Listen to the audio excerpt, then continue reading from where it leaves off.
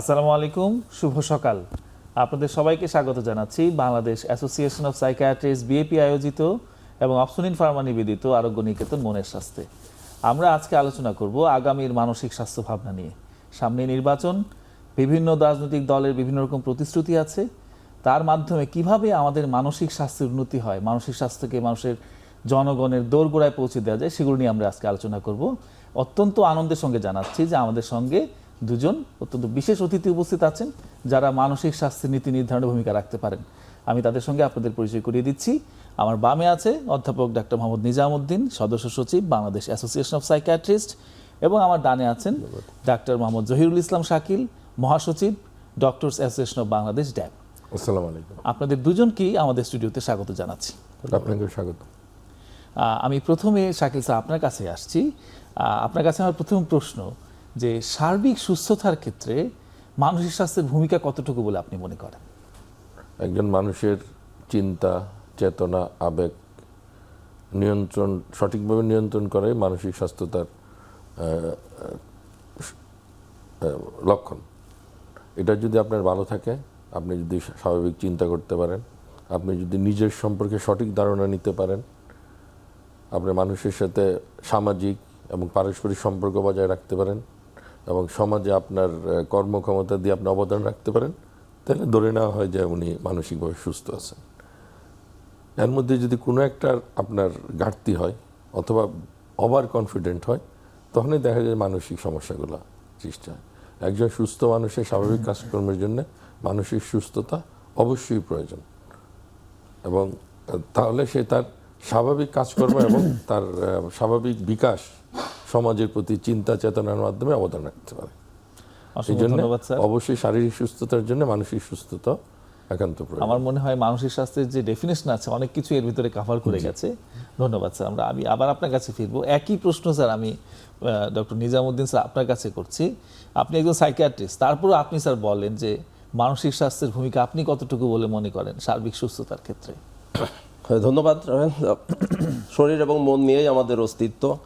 তো আমি যেভাবে বলি যে মন হয়তো আমাদের চালিকা শক্তি, তার মানে মানসিক যে সুস্থতা বা স্বাস্থ্য সেটা যদি সঠিক থাকে, তাহলে আমাদের দৈনন্দিন যে কর্মকাণ্ড, আমাদের যে চিন্তা ভাবনা, সেগুলোকে সঠিক পথে পরিচালিত করা যায়। তো বর্তমান অবস্থাতে আমার মনে হয় যে ব্যক্তিগতভাবে, পারিবারিকভাবে, সামাজিকভাবে, প্রাতিষ্ঠানিকভাবে, এমনকি রাষ্ট্রীয়ভাবেও আমরা মানসিকভাবে যে কতটা সুস্থ আছি সেটা বিবেচনার বিষয়। সম্প্রতি আমি কোনো একটা ইন্টারভিউ বোর্ডে গেছিলাম, তো সেখানে বিশিষ্ট রাজনৈতিক ব্যক্তিত্ব ছিলেন। তো এক পর্যায়ে, শেষের পর্যায়ে আমার পরিচয় জানার পরে একজন এভাবে মন্তব্য করছেন যে দোয়া করেন যেন আমাকে আপনার কাছে না যাওয়া লাগে। তো আমি তার উল্টাটাই বলছিলাম, স্যার আপনি আমার কাছে আসেন, এটা আমি চাই না, কিন্তু রাষ্ট্রের মানসিক স্বাস্থ্যটাকে ভবিষ্যতে ঠিক করবেন এই দাবি রেখে যাচ্ছি। তো এই তাহলে কতটা মানসিক স্বাস্থ্যের ব্যাপারে আমাদের যে নেতিবাচক ধারণা বা এই সম্পর্কে আমাদের যে উপলব্ধি অনেকটাই পিছিয়ে আছে। এই সাম্প্রতিক কালে দেখেন যে সেই আমরা যদি ওভাবেই বলি যে ইনকিলাব মঞ্চের মুখপাত্র সেই শরীফ উসমান হাদির উপরে যেভাবে হামলা হলো, এই ময়মনসিংহের যে ভালুকাতে দীপুর উপর যেভাবে অত্যাচার করে তাকে হত্যা করা হলো, এবং লক্ষ্মীপুরে যে সেই বেলাল যে তার বাড়িতে বাইরে থেকে তালা দিয়ে আগুন দিয়ে তার মেয়েদেরকে হত্যা করা হলো, এরপরে বিভিন্ন প্রতিষ্ঠানে আগুন দেওয়া হলো, বিভিন্ন লোকজনের বাড়িতে আগুন দেওয়া হলো। তো এসবের পরেও আমরা কিভাবে এটা উপলব্ধি করতে পারি যে সবার মানসিক স্বাস্থ্য ঠিক আছে?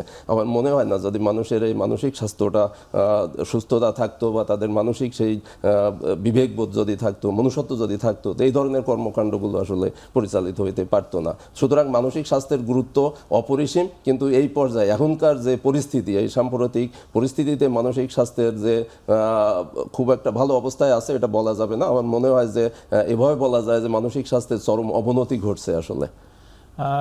স্যার আপনার কথায় আমাদের যথেষ্ট হতাশার একটা চিহ্ন দেখা যাচ্ছে। আমরা একটু শাকিল স্যারের কাছে শুনি এই ব্যাপারে যে রাষ্ট্রের মানসিক স্বাস্থ্য এরকম একটা কথা স্যার প্রসঙ্গে উঠে আসলো। চারিদিকে আমরা অনেক অস্থিরতা দেখতে পাচ্ছি, কেমন যেন স্থিরতা নেই, ধৈর্যের অভাব। রাষ্ট্রীয় পর্যায়ে মানসিক স্বাস্থ্যের আপনি মানে মানসিক স্বাস্থ্যের কি ভূমিকা আছে রাষ্ট্রীয় কার্যকলাপ বেশ ভালোভাবে সম্পন্ন করতে গেলে? ধন্যবাদ। মানসিক স্বাস্থ্যের ওয়ান অফ দি লক্ষণ কিন্তু হতাশা।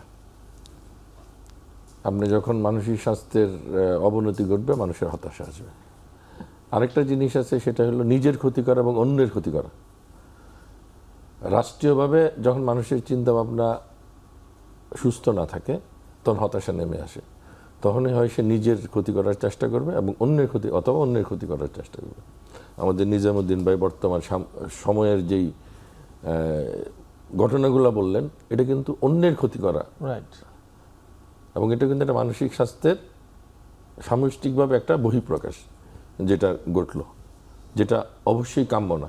কারণ রাষ্ট্রের ক্ষতি করা মানে আমার ক্ষতি করা, রাষ্ট্রের ক্ষতি করা মানে আমাদের দেশের অগ্রগতিকে প্রতিবন্ধকতা সৃষ্টি করা।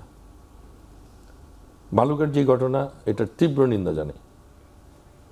কারণ মানুষের বাক স্বাধীনতা, মানুষের চিন্তা চেতনায় অবশ্যই কাউকে পুড়িয়ে মারার মতন অধিকার কাউকে দেয়নি। রাষ্ট্রের আইন নিজের হাতে তুলে নেওয়ার অধিকার কোনো নাগরিকের নেই। যখন এই জিনিসটা মানুষের আইনের শ্রদ্ধা না থাকে, যখন মানুষ আইন নিজের হাতে তুলে নেয়, তখন ধরে নিতে হবে যে সামগ্রিকভাবে দেশের সামাজিক অবস্থা অবমূল্যায়ন ঘটেছে, মানুষের চিন্তা চেতনায় অবমূল্যায়ন ঘটেছে। এবং এটারই গত কয়েকদিনের বহিঃপ্রকাশ।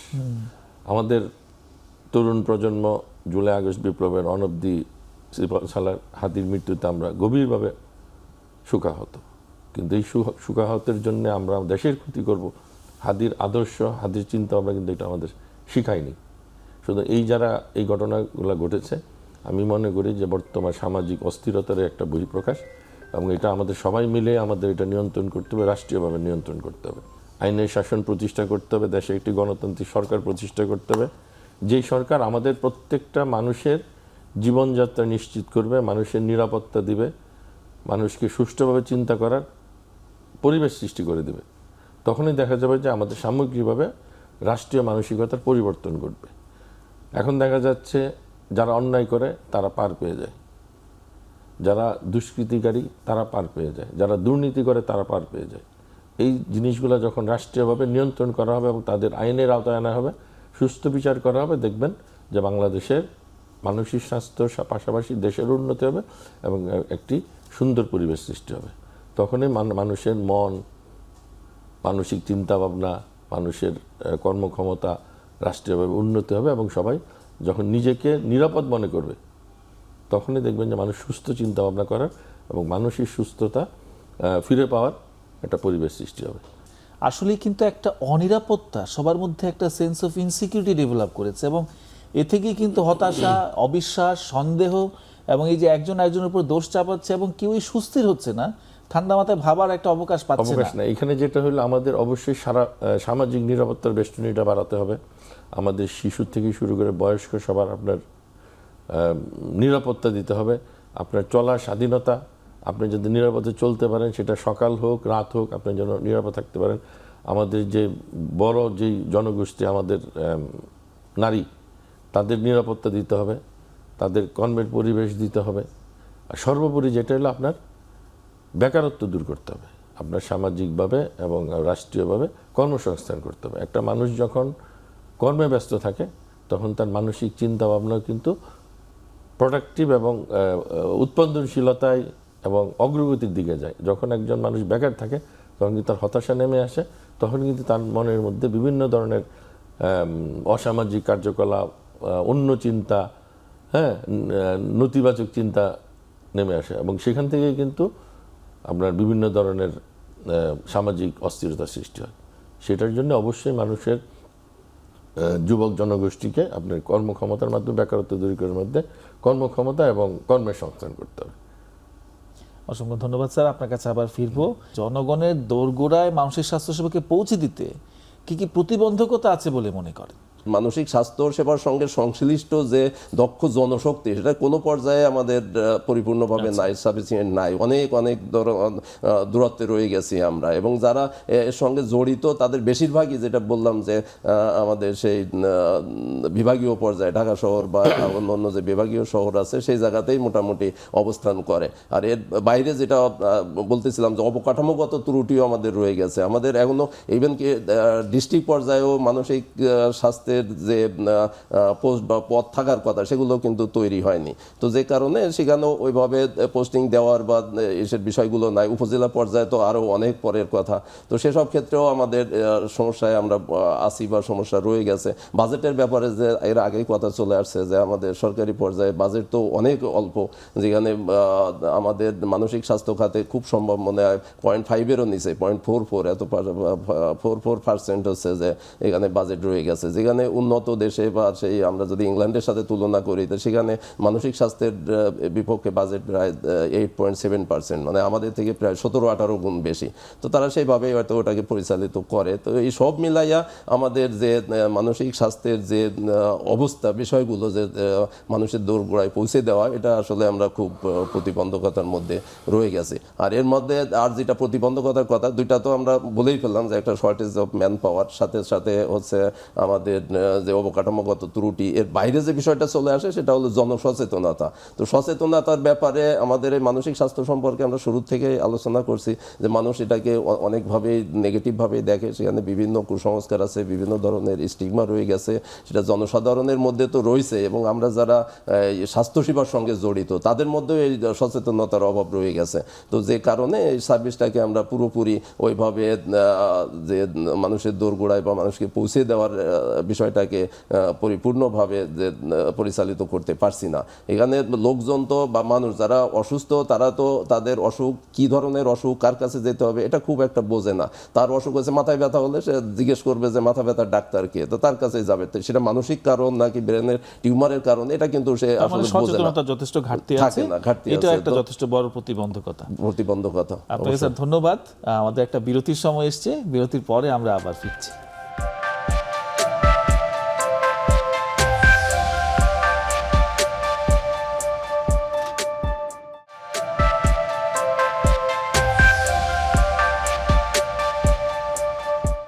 দর্শক, ফিরে আসলাম আফসুনিন ফার্মা নিবেদিত আরোগ্য নিকেতন মনের স্বাস্থ্যে।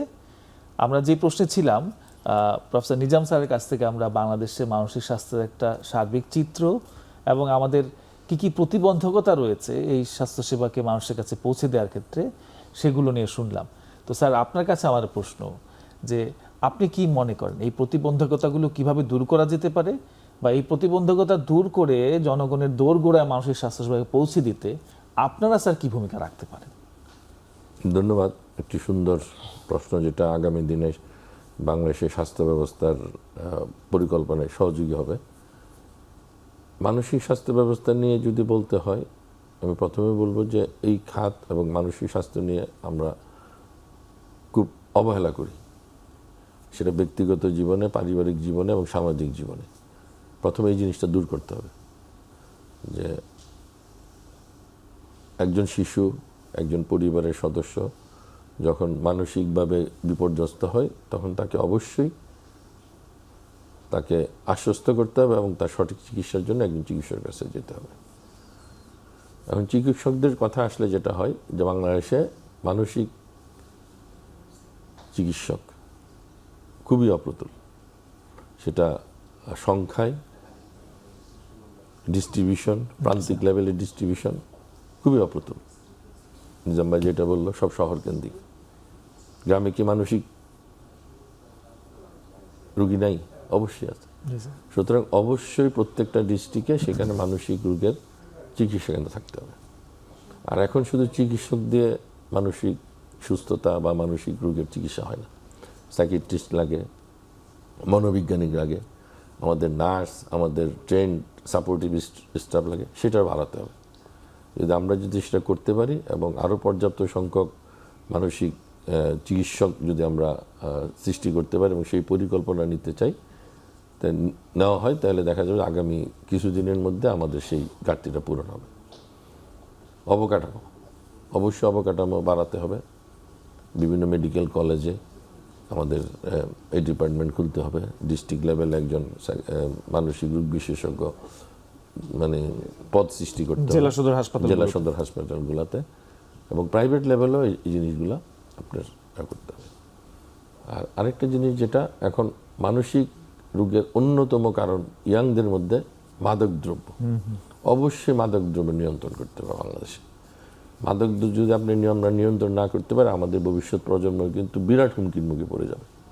এবং সেখান থেকে বের করে আনার জন্য আইন শৃঙ্খলা বাহিনীকে অবশ্যই অবদান রাখতে হবে, এবং ইতিমধ্যে যারা আক্রান্ত হয়েছে বা যারা এডিক্টেড হয়েছে তাদের অবশ্যই সুস্থতার জন্য ব্যবস্থা করতে হবে।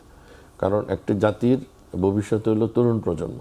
তরুণ প্রজন্মকে যদি আমরা এর থেকে উদ্ধার না করতে পারি, তাহলে এই দেশের একটা বিরাট জনগোষ্ঠী কিন্তু মানসিক স্বাস্থ্যের প্রতিবন্ধকতা সৃষ্টি হবে। সুতরাং সেখানে আমাদের নজর দিতে হবে।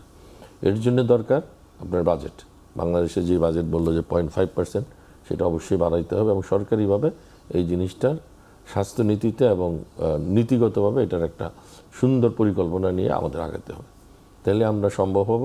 আমরা যে প্রথম যে আলাপগুলো করলাম, ব্যক্তিগত পর্যায়ে, রাষ্ট্রীয় পর্যায়ে আমাদের মানসিক স্বাস্থ্য উন্নয়নের জন্য একটা বিরাট অবদান লাগবে, এবং আমরা একটি সুস্থ জাতি এবং সুস্থ প্রজন্ম এবং সুস্থ মানব গোষ্ঠী সৃষ্টি করে আমরা এই দেশ গড়ার কাজে আমরা অংশগ্রহণ করতে পারবো। স্যার ধন্যবাদ। আমি তারপরে স্যার প্রাসঙ্গিকভাবে আরেকটু জিজ্ঞেস করেছি আপনাকে, আপনি অনেক বিস্তারিতই বলছেন যে স্যার মাদকদ্রব্যের কথা বললেন, কিন্তু এখন তো আমরা দেখতে পাচ্ছি শিশু কিশোর বা এমনকি যুবক বা এমনকি বয়স্কদের মধ্যেও প্রচুর পরিমাণে ডিভাইস আসক্তি বেড়ে গেছে। আমাদের বাসায় শিশু কিশোররা যেরকম সারাক্ষণ ইন্টারনেটে ব্যস্ত থাকছে, আমাদের বয়স্কদের ক্ষেত্রেও দেখা যাচ্ছে যারা ওইভাবে এখন কাজ থেকে অবসর নিয়েছে, সারাদিনই মোবাইল দেখছে, এবং এর মাধ্যমেও কিন্তু অনেক রকম মিস ইনফরমেশন, ডিসইনফরমেশন, নানা রকমের ভুয়া নিউজে সবাই এগুলো গোগ্রাসে গিলছে। এইটার পেছনেও কি স্যার আমাদের এই সামাজিক অস্থিরতার কোনো ভূমিকা আছে কিনা, এবং এইটাও কি আমাদের মানুষের স্বাস্থ্যে কতটা ভূমিকা রাখতে পারে বলে আপনি মনে করেন? এটা তো অবশ্যই, কারণ একজন মানুষ যখন অলস থাকে, একজন মানুষের যখন কোনো কাজ না থাকে, তখন সে কোনো না কোনো কাজে একটা ব্যস্ত থাকে। বাইরের পরিবেশ যদি আপনি খেলাধুলার পরিবেশ যদি না থাকে বাচ্চাদের, আপনি যদি আমার সন্তানদের যদি আমি খেলার মধ্যে না নিয়ে যেতে পারি, আমাদের মাঠ নেই, একটা এলাকায় মাঠ নেই, একটা জায়গায় খেলার পরিবেশ নেই, রাস্তায় বের হয়ে কার সাথে মিশবে সেই পরিবেশ নেই। একটা ছেলে যখন বাসায় থাকবে, সে হয় টিভি দেখবে, অথবা বর্তমান যুগে যেটা মোবাইল, সেই মোবাইলটা দেখবে। বাপের মোবাইল নিয়ে, মার মোবাইল নিয়ে, বোনের মোবাইল নিয়ে, ভাইয়ের মোবাইল নিয়ে তখন সে চেষ্টা করবে দেখার জন্য, এবং মোবাইলে আসক্তি হয়ে যাবে। টেলিভিশন দেখার যেমন আসক্তি আছে, কিন্তু সেই ছেলেটাকে যখন, সেই সন্তানটাকে যখন, অথবা যে রিটায়ার্ড পারসন, তাকে যদি আপনি পরিবেশ দেন, কাজের পরিবেশ দেন, সে যে অন্য কাজে ব্যস্ত থাকে, দেখবেন যে এই জায়গার থেকে আস্তে আস্তে সে সরে আসবে এবং সে অন্য কাজে ব্যস্ত হয়ে যাবে। তখন কিন্তু সে এই আসক্তিগুলোতে আসবে না, এবং যখন এখানে আসবে আপনার সব কিছুই কিন্তু ভালো না।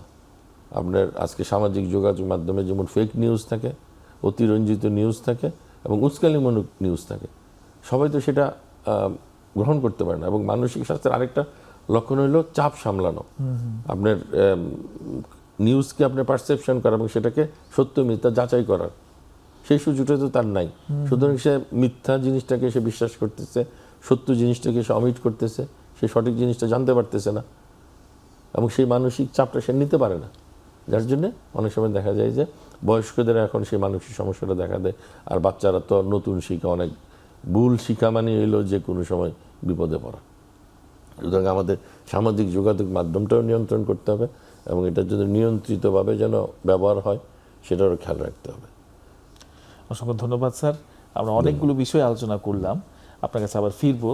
প্রফেসর নিজাম স্যার, এই যে আমাদের মানসিক স্বাস্থ্য সেবা পৌঁছে দেওয়ার একটা কথা হচ্ছে, আমরা যথেষ্ট সংখ্যক সাইকিয়াট্রিস্ট বা সাপোর্টিং স্টাফ নেই, কথা সত্য, কিন্তু আমাদের যে সমস্ত চিকিৎসক বের হচ্ছে, অর্থাৎ একজন বেসিক যে মেডিকেল গ্র্যাজুয়েট, MBBS ডিগ্রিধারী, তার মানসিক স্বাস্থ্য সম্পর্কে জানাশোনার অবস্থাটা কি পরিমাণে? আন্ডার গ্র্যাজুয়েট লেভেলে যে আন্ডার গ্র্যাজুয়েট মেডিকেল চিকিৎসায় মানসিক স্বাস্থ্যের কতটুকু গুরুত্ব দেওয়া হয় স্যার, আপনি যদি এই বিষয়ে কিছুটা বলেন। হ্যাঁ, ধন্যবাদ রয়্যাল, সুন্দর প্রশ্ন করার জন্য।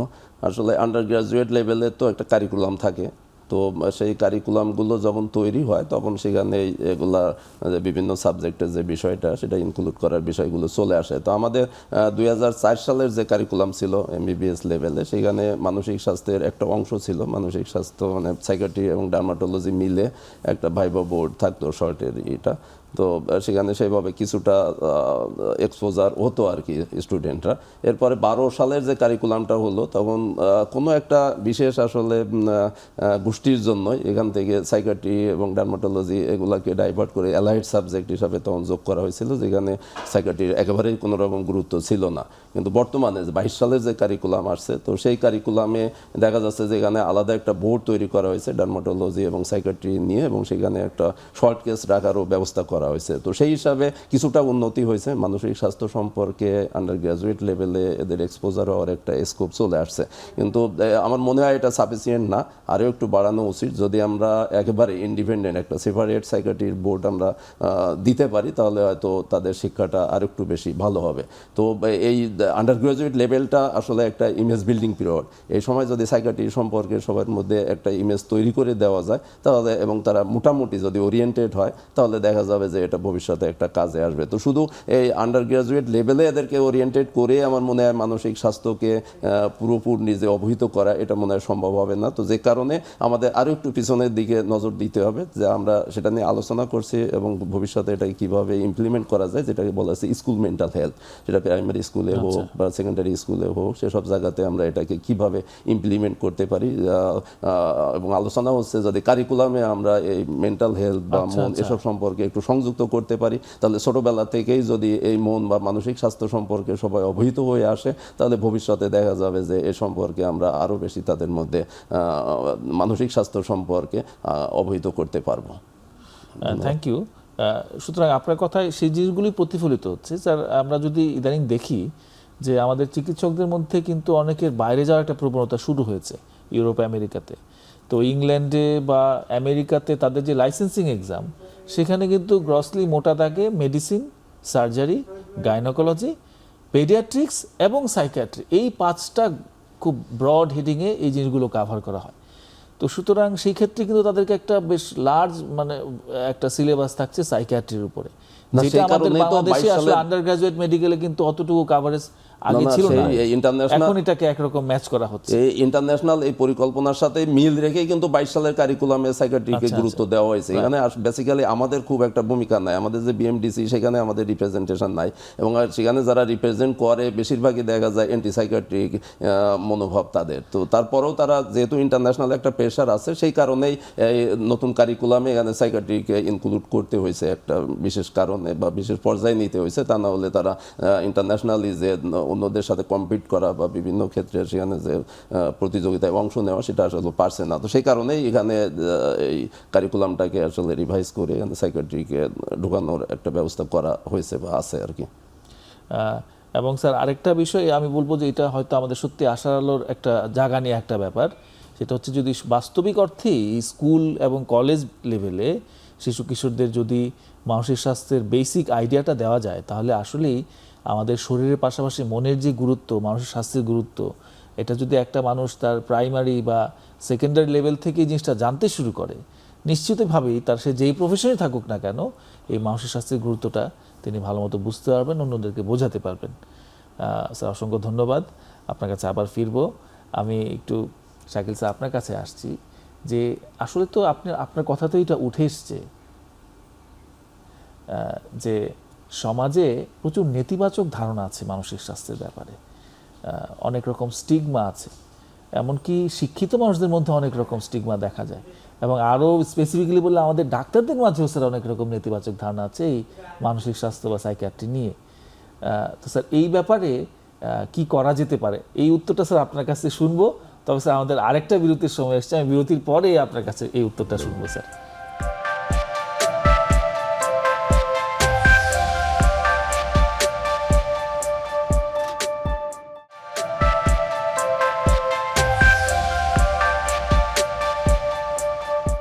দর্শক, ফিরে আসলাম আরেকটা বিরতির পর।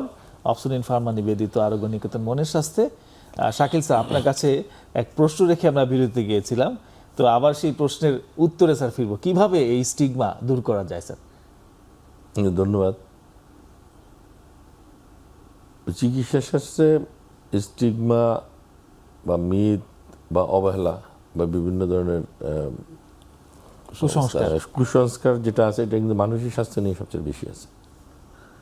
একটি ইয়াং ছেলে অথবা ইয়াং মেয়ে যখন একটু উল্টাপাল্টা করে তখন আমাদের গ্রামে বা বিভিন্ন জায়গায় বলে যে তার মাথা খারাপ হয়ে গেছে অথবা তার গ্রাম্য যেটা প্রবাদ ভূতে ধরেছে।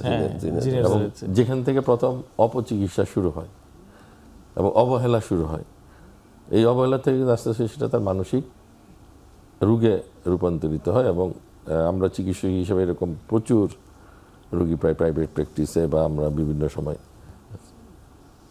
এটার থেকে দূর করতে হলে অবশ্যই সচেতনতা বাড়াতে হবে, সেটা চিকিৎসকদের, সামাজিকভাবে এবং পারিবারিকভাবে।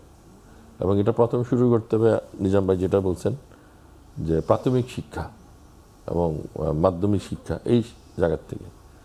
সেখানে আমাদের অবশ্যই বিহেভিয়ার সায়েন্স এবং নীতি নৈতিকতার একটা পাঠ থাকতে হবে, যেখান থেকে একজন ইয়াং যারা ভবিষ্যৎ প্রজন্ম তাদের একটা সুস্পষ্ট ধারণা থাকতে হবে যে এই ধরনের জিনিস নাই, এগুলা ঠিক না। একটা সামাজিক জীবনের জন্য চলার জন্য যে নীতি নৈতিকতা সেটা একটা স্পষ্ট ধারণা থাকতে হবে। যদি তার ধারণা থাকে তাহলে সে যখন বড় হবে মানসিক চাপটা সে সহ্য করতে পারবে, নিজেকে ওইটার সাথে খাপ খাওয়ায় নিতে পারবে। কিন্তু এখন আমরা কি দেখি আমাদের স্কুলে প্রাথমিক শিক্ষায় এই ধরনের নাই, যে সামাজিক যেই সংস্কারগুলা সেগুলা ম্যাক্সিমাম নতুন প্রজন্ম জানে না, অথবা আধুনিকায়নের সাথে সাথে তার যে সামাজিকভাবে চলার জন্য, বিহেভিয়ারের জন্য, মানুষের সাথে সম্পর্ক সৃষ্টি করার জন্য খেলাধুলা সহ যে জিনিস এগুলা নাই। এখনকার ছেলেরা কি, বাচ্চারা আত্মকেন্দ্রিক, মানুষের সাথে মিশে না। জি স্যার। একজন ইয়াং ছেলে বা ছোট বাচ্চা যখন মানুষের সাথে না মিশবে সে কিন্তু মানুষের সাথে সম্পর্ক বজায় রাখতে পারবে না। সে যদি একটা এলিট শ্রেণীর সাথে চলাফেরা করে সে কিন্তু তার বিহেভিয়ার কিন্তু ওই রকমই হবে। সে কিন্তু তার নিচে যে আরেকটা সমাজ আছে, নিম্ন শ্রেণী বা মানে অন্যান্য মানুষজন যারা সমাজের সবচেয়ে অনেক বড় অংশ, তাদের সাথে যদি না মিশে সে যখন ওই জায়গায় মিশতে আসবে সে কিন্তু তার সাথে খাপ খাওয়াতে পারবে, একটা বড় গ্যাপ থেকে যাবে। গ্যাপ থেকে তখনই কিন্তু তার মধ্যে বিভিন্ন ধরনের মানসিক প্রতিক্রিয়া হবে, সে অ্যাডজাস্ট করতে পারবে না। এবং মানসিক রোগের, মানসিক স্বাস্থ্যের কিন্তু এটাও একটা কিন্তু বড় একটা উপাদান যে মানুষের সাথে সম্পর্ক রক্ষা করা, মানুষের সাথে সম্পর্ক বজায় রাখা, সমাজের সাথে সম্পর্ক বজায়, সেটা কিন্তু সে তখন পারবে না। তখন একসময় দেখা যাবে সে মানসিক চাপটা নিতে পারবে না, তার মানসিক স্বাস্থ্যের অবশ্যই অবনতি হবে এবং সে ভবিষ্যতে আগায় যেতে পারবে না। তার বিভিন্ন ধরনের চিন্তা, বিভিন্ন কর্মক্ষমতা লোপ পাবে। এবং প্রথম থেকে আমাদের প্রজন্মকে শিখাইতে পারি, বাচ্চাদের শিখাইতে পারি, তাহলে দেখবেন যে আস্তে আস্তে একটা সুস্থ জাতি গঠন হবে, একটা সুস্থ প্রজন্ম সৃষ্টি হবে এবং সবাই তখন আমরা মানসিক সুস্থ, আমরা যেটা বলি রাষ্ট্রীয়ভাবে, তখনই সেটা সম্ভব হবে। কিন্তু আমরা এই জন্য আমাদের কারিকুলামে, আমাদের প্রাইমারি লেভেলে এবং যে মাধ্যমিক লেভেলে এবং আমাদের মেডিকেল কারিকুলামে অবশ্যই সেটার একটা মানে সিলেবাসে ঢুকাইতে হবে। এবং আপনার কাছে আরেকটা ইনফরমেশন জানেন সবাই, আমরা এখন প্রাইমারি লেভেলে আমাদের বাচ্চাদের এত এত বই দিই, কিন্তু বাইরের দেশে কিন্তু এটা না। বাইরের দেশে কিন্তু সম্পূর্ণ উল্টা। প্রাথমিক শিক্ষায় তাকে শেখানো হয় সামাজিকভাবে কিভাবে চলতে হবে, নিজে কিভাবে সেলফ ডিপেন্ডেন্ট হইতে হবে, রাস্তা কিভাবে পার হইতে হবে, আপনি কিভাবে বাচ্চাদের সাথে নিজের মানে এই জিনিসগুলো তাকে শেখানো হয়। তবে রাষ্ট্রীয় কালচারগুলো শেখানো হয়। আমরা কি সেগুলো আমাদের বাচ্চাদের শিখাচ্ছি? আমাদের তো স্যার প্রি প্রাইমারিতে, প্রি প্রাইমারিতে শুধু বই পড়া। প্রি প্রাইমারিতে যে বই দেওয়া হয় তার গার্জিয়ানরা বই নিতেই কাহিল হয়ে যায়। সেখানে বাচ্চারা কি বই, যেখানে তার সুস্থ মানসিকতার জন্য খেলাধুলা এবং তাকে সেই শিক্ষাগুলো যদি আমরা দিতে পারি, আমাদের কারিকুলামে যদি আমরা দিতে পারি, তাহলে দেখা যাবে যে আমাদের ছেলেরা, এবং এই যে বই দিয়ে আমাদের ছেলেদের প্রতিযোগিতার মধ্যে ঢুকিয়ে দিচ্ছি, সব প্রতিযোগিতা তো সুস্থ না। তখন একটা মানসিকতা চলে আসে যে আমাকে জিততেই হবে, আমাকে ভালো রেজাল্ট করতেই হবে, সেটা নৈতিকতার মধ্যে হোক, অনৈতিকভাবে হোক। এবং এই প্রতিযোগিতা আমরা আমাদের সন্তানকে ঢুকিয়ে দিচ্ছি। তারা হয়তো শিক্ষিত হচ্ছে, কিন্তু তারা সামাজিকভাবে, মানসিকভাবে সুস্থ কিনা আমরা সেটা দেখার সময় পাই না। আমাদের সেই দিকে নজর দিতে হবে। একটি সুস্থ সন্তান, সুস্থ জাতি এবং সুস্থ প্রজন্ম যেন গড়ে ওঠে, আমাদের সবাই সেটা খেয়াল রাখতে হবে। Thank you sir. কথা প্রসঙ্গে জেনে রাখছি স্যার, আপনি একজন বক্ষব্যাধি বিশেষজ্ঞ। কিন্তু আমাদের স্যার খুবই দুঃখের সঙ্গে দেখতে হয় যে অন্যান্য বিশেষজ্ঞদের পর্যায়ে কিন্তু মানসিক স্বাস্থ্যের ব্যাপারে একটা অবহেলা আছে, চিকিৎসকদের মধ্যে এটা আমরা অনেক বেশি দেখতে পাই স্যার। এই জায়গায় কি করা যেতে পারে স্যার আপনার কোনো? ওই যে বললাম প্রতিযোগিতা, আমরা তো মানুষ, চিকিৎসকরা মানুষ, বিভিন্ন প্রতিযোগিতায় হতাশা, সেটা পোস্টিং নিয়ে, কেরিয়ার নিয়ে, হতাশা সব জায়গায়, চিকিৎসকের মধ্যে হতাশা অনেক বেশি। আচ্ছা, কারণ এই রাজনীতি- হতাশাও হ্যাঁ, এক ধরনের এই মানে স্টিগমা তৈরিতে ভূমিকা স্টিগমা রাখছে। তৈরি হতে পারে। ঠিক আছে, আমরা এটার সমাধান খুঁজতে আপনার কাছে আবার আসবো, তবে তার আগে আমি আবার একটু নিজাম স্যারের কাছে যাচ্ছি। যে স্যার আমাদের এমনিতেই বলা হচ্ছে যে স্যার সাইকিয়াট্রিস্টের সংখ্যা অনেক কম, কিন্তু যারাই বা সাইকিয়াট্রিস্ট হচ্ছে তাদেরকে কি আমরা যথেষ্ট অ্যাকোমোডেট করতে পারছি কিনা স্যার? এই যে প্রতি বছর অনেক সাইকিয়াট্রিস্ট পাশ করে বেরোচ্ছে, আমি নিজেই ব্যক্তিগত অনেকে চিনি যারা এখন পর্যন্ত কোনো চাকরি পাননি, এবং বিভিন্ন বেসরকারি মেডিকেল কলেজগুলোতে কিন্তু জায়গাটা অনেক সংকুচিত। এখন যেহেতু আন্ডার গ্রাজুয়েট লেভেলে সাইকিয়াট্রিকে অনেক গুরুত্ব দেওয়া হচ্ছে, কিন্তু সেটা কাভার করার জন্য যথেষ্ট সংখ্যক সাইকিয়াট্রিস্ট কিন্তু প্রাইভেট মেডিকেল কলেজগুলোতে থাকে না, এবং তারা সেটা নেওয়ার ব্যাপারেও, যেহেতু এটা বাণিজ্যিক প্রতিষ্ঠান, কিভাবে কম জনবল দিয়ে চালানো যায় তাদের সেরকম একটা টার্গেট থাকে, এবং সেই ক্ষেত্রে দেখা যায় যে আমাদের কিন্তু অনেক রকমের একটা ঘাটতি থাকছে। পাশ করার পরেও এই স্বল্পতার মধ্যেও তারা তাদের যথেষ্ট ভালো কোনো চাকরি পাচ্ছে না, তাদের মধ্যে একদম হতাশা দেখা যাচ্ছে। তাদের কাঙ্ক্ষিত যে পর্যায়ে বা যেটা পাওয়ার কথা সেই এক্সপেকটেশনে পৌঁছাতে পারছে তো না। স্যার, সেই এটার জবাব আমি আপনার কাছে চাইবো আমাদের এই বিরতির পরে। আমি স্যার আপনার কাছে আসছি আরেকবার।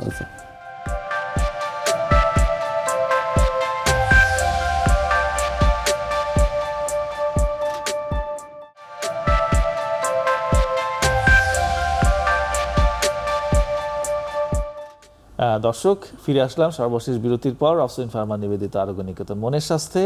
নিজাম স্যার, আপনার কাছে যেটা নিয়েছিলাম যে এই অল্প সংখ্যক সাইকিয়াট্রিস্টকে আমরা অ্যাকোমোডেট করতে পারছি না, কি করা যেতে পারে স্যার? না, এই জন্যই তো আমাদের যে অবকাঠামোগত যে দুর্বলতা আছে সেটাকে অবশ্যই প্রতিষ্ঠিত দূর করতে হবে। সেখান থেকে সেই যে পথ সৃষ্টি করার সেই বিষয়গুলো মাথায় রাখতে হবে। তো সেজন্য নীতি নির্ধারকদের দৃষ্টি আকর্ষণ করা অবশ্যই দরকার, কারণ এগুলোর সব কিছু তো আর আমাদের হাতে না। তো আমরা অ্যাসোসিয়েশনের পক্ষ থেকে এটা আমরা চেষ্টা করছি যে, একটু আগে কথা আসছিল আমাদের বিভিন্ন ডিসিপ্লিনের লোকজনের মধ্যেও যে স্টিগমা রয়ে গেছে বা মানসিক স্বাস্থ্য নিয়ে যে ভ্রান্ত ধারণা রয়ে গেছে, তো সেটাকে দূর করার জন্য আমরা শুরু করেছি। আমরা ইন্টারডিসিপ্লিনারি যে ডায়ালগ আমরা এই আইসিপিতে সেটা আলোচনা করছিলাম। আমরা বিভিন্ন স্টেক হোল্ডার যারা পলিসি মেকারের সঙ্গে জড়িত তাদেরও একটা ডায়ালগের ব্যবস্থা আমরা করছি, যে সব এই ত্রুটিগুলোকে আমরা কিভাবে দূর করতে পারি। তো এখানে ত্রুটি শুধু যে ম্যান পাওয়ারে তা তো না, ম্যান পাওয়ারও তাদেরকে কিভাবে আমরা অ্যাট্রাকশন করতে পারি, তাদেরকে কিভাবে প্রোভাইড করতে পারি, সেটা সেই পোস্টিংয়ের ব্যাপার হোক, তাদের সেই প্রমোশনের ব্যাপার হোক, তাদেরকে ওভারঅল ভালো রাখার যে বিষয়টা, সেই ব্যাপারেও যদি আমরা পদক্ষেপ নিতে না পারি তাহলে তো তাদেরকে আমরা আকৃষ্ট করতে পারবো না। অনেক আগে আমরা যখন স্টুডেন্ট ছিলাম তখন তো এই সাবজেক্টে আসলে পোস্ট গ্রাজুয়েশন করার লোকই খুঁজে পাওয়া যেত না, অনেকেই আসতে চাইতো না। এখন কিছুটা হয়তো পরিবর্তন হয়েছে, কিন্তু তারপরেও সেই কাঙ্ক্ষিত যে পর্যায়ে, সেই পর্যায়ে হয়তো আমরা এখনো পৌঁছাইতে পারি নাই। তো সেই কারণেই আমাদের এই আজকেরও যে ডায়ালগ বা আলোচনা, সেই কারণে এইসব আলোচনাগুলো আমরা চালিয়ে যাচ্ছি যে মানসিক স্বাস্থ্যের গুরুত্ব দিতে হবে। মানসিক স্বাস্থ্যকে অবহেলা করে পরিপূর্ণ একটা স্বাস্থ্য ব্যবস্থা পাওয়া যাবে না।